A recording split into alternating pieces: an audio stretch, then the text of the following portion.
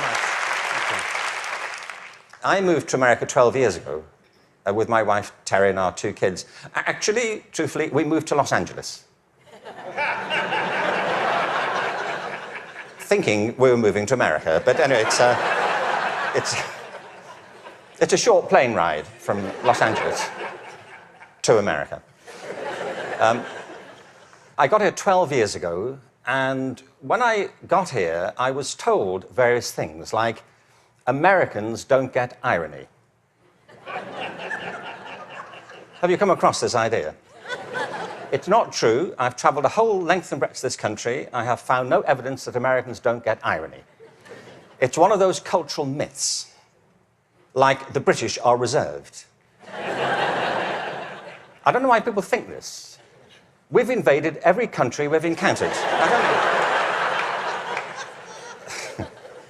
But it's not true Americans don't get irony, but I just want you to know that that's what people are saying about you behind your back. You know, when you leave living rooms in Europe, people say, thankfully, nobody was ironic in your presence. But I knew that Americans get irony when I came across that legislation, No Child Left Behind. Because whoever thought of that title gets irony. Don't they?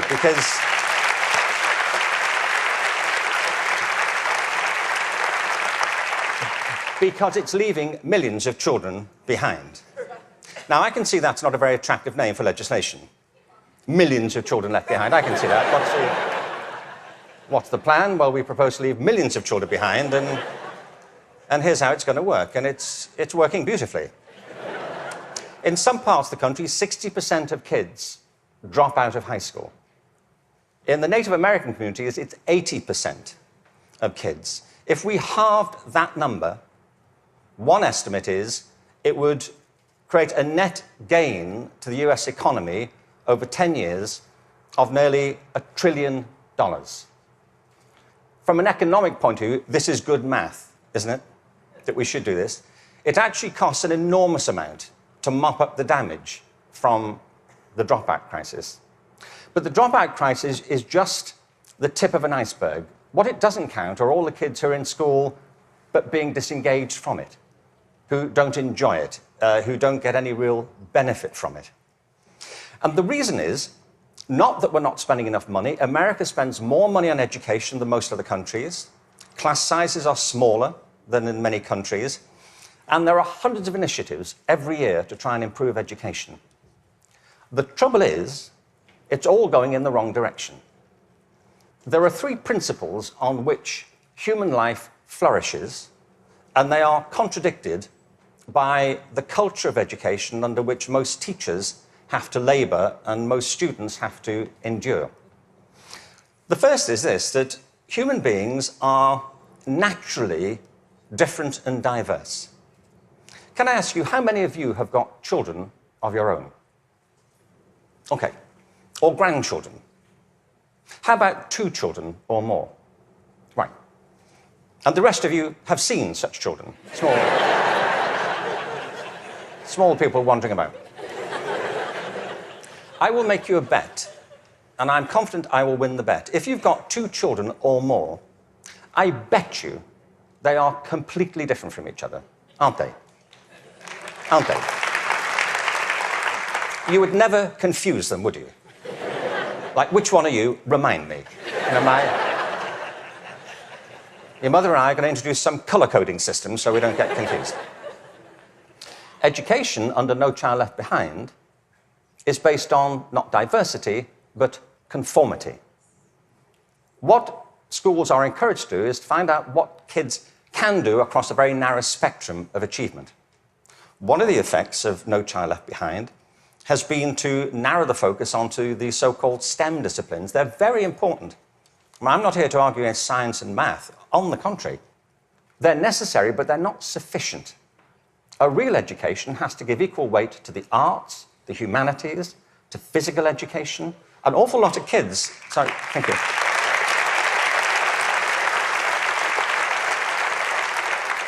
One estimate in America currently is that something like 10% of kids getting on that way are being diagnosed with various conditions under the broad title of attention deficit disorder, ADHD. I'm not saying there's no such thing. I just don't believe it's an epidemic like this. If you sit kids down hour after hour doing low-grade clerical work, don't be surprised if they start to fidget, you know.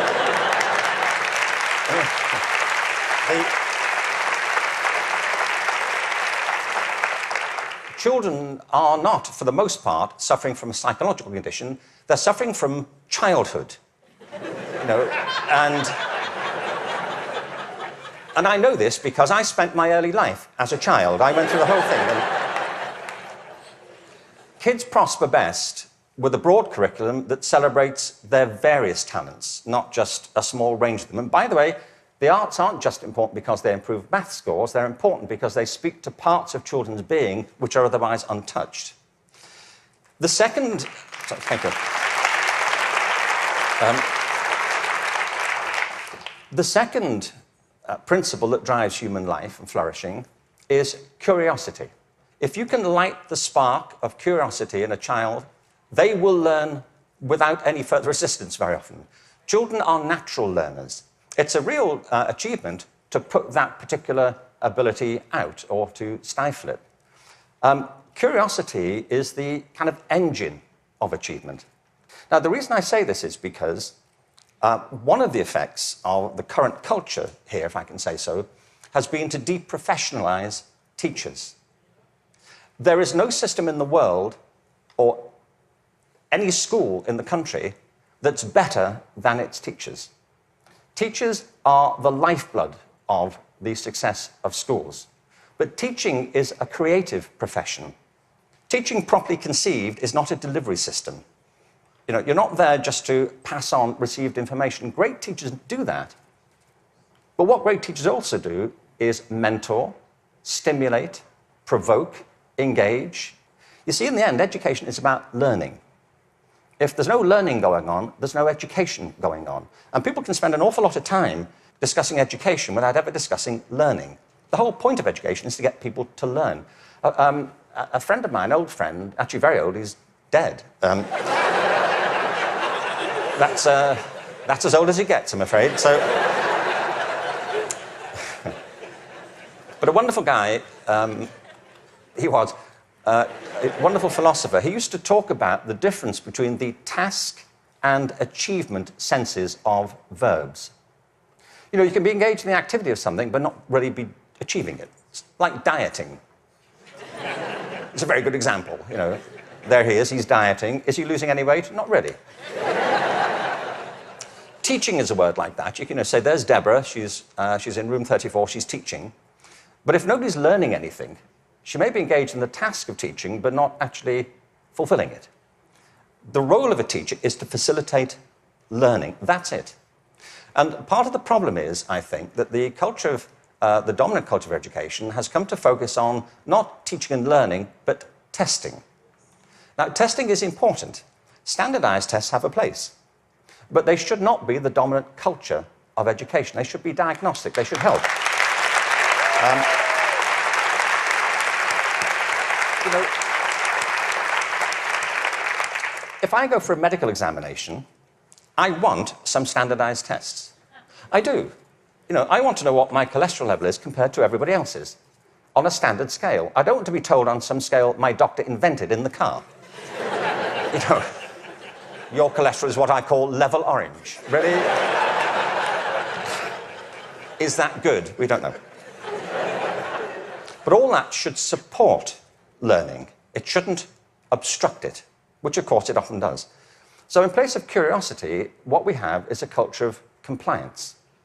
Our children and teachers are encouraged to follow kind of routine algorithms rather than to excite that power of imagination and curiosity.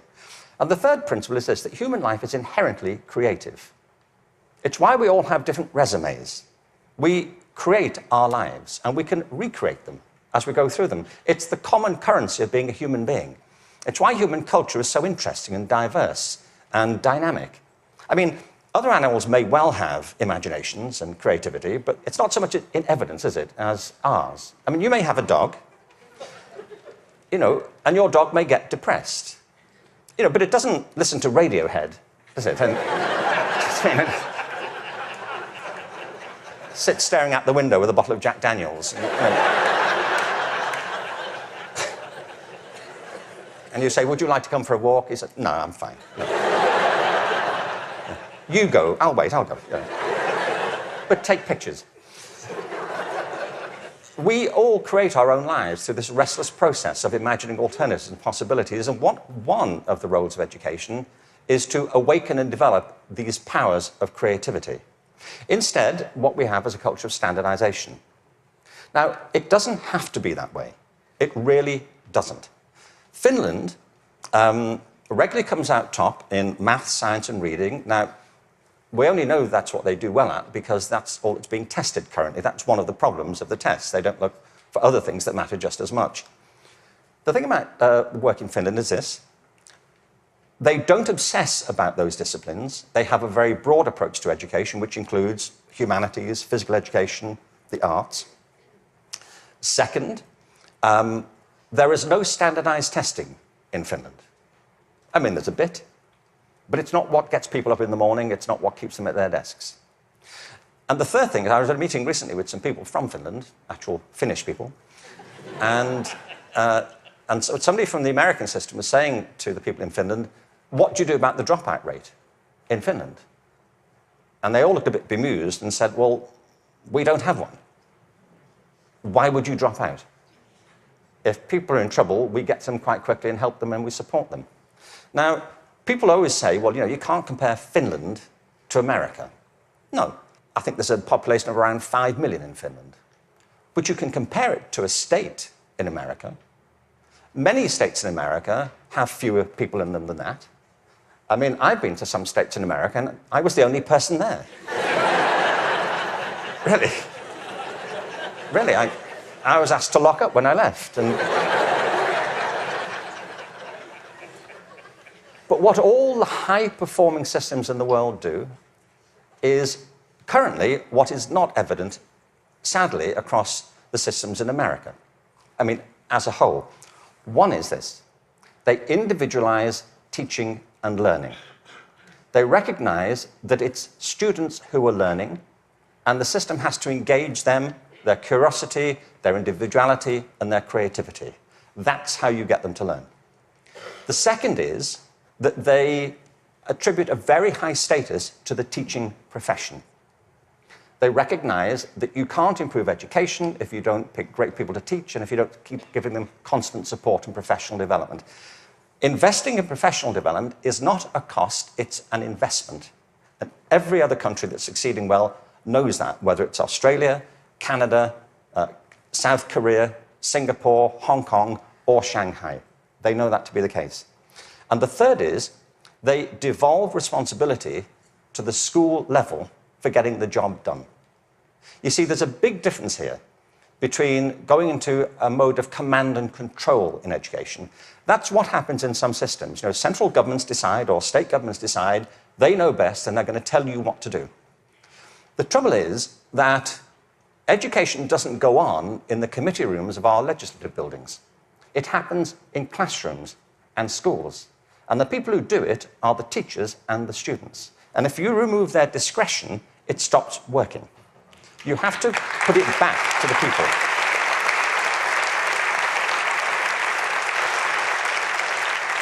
There is wonderful work happening in this country. But I have to say, it's happening in spite of the dominant culture of education, not because of it. It's like people are sailing into a headwind all the time. And the reason I think is this, that many of the current policies are based on mechanistic conceptions of education. It's like education is an industrial process that can be improved just by having better data. And somewhere in, I think, the back of the mind of some policymakers is this idea that if we fine-tune it well enough, if we just get it right, it'll all hum along perfectly into the future. It won't, and it never did. The point is that education is not a mechanical system, it's a human system. It's about people.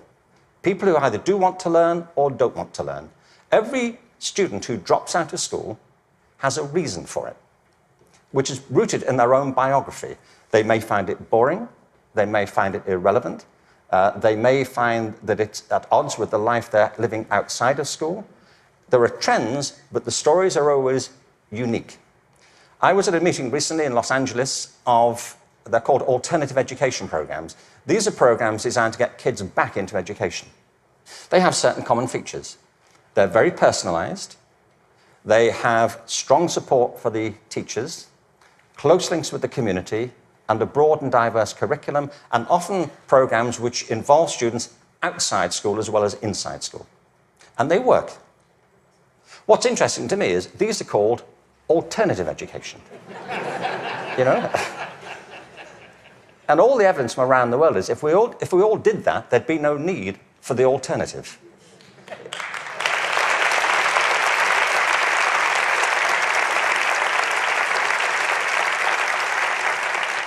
So I think we have to embrace a different metaphor. We have to recognize that it's a human system and there are conditions under which people thrive and conditions under which they don't. We are, after all, organic creatures. And the culture of the school is absolutely essential. Culture is an organic term, isn't it? Not far from where I live is a place called Death Valley.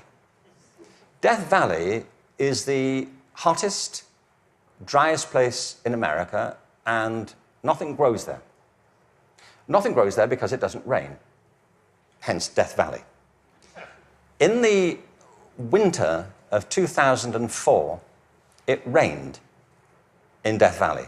7 inches of rain fell over a very short period.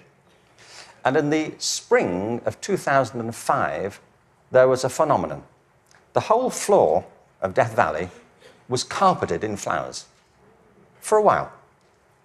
What it proved is this, that Death Valley isn't dead. It's dormant. Right beneath the surface are these seeds of possibility, waiting for the right conditions to come about. And with organic systems, if the conditions are right, life is inevitable. It happens all the time. You take an area, a school, a district, you change the conditions, give people a different sense of possibility, a different set of expectations, a broader range of opportunities. You cherish and value the relationships between teachers and learners. You offer people discretion to be creative and to innovate in what they do. And schools that were once bereft spring to life. Great leaders know that.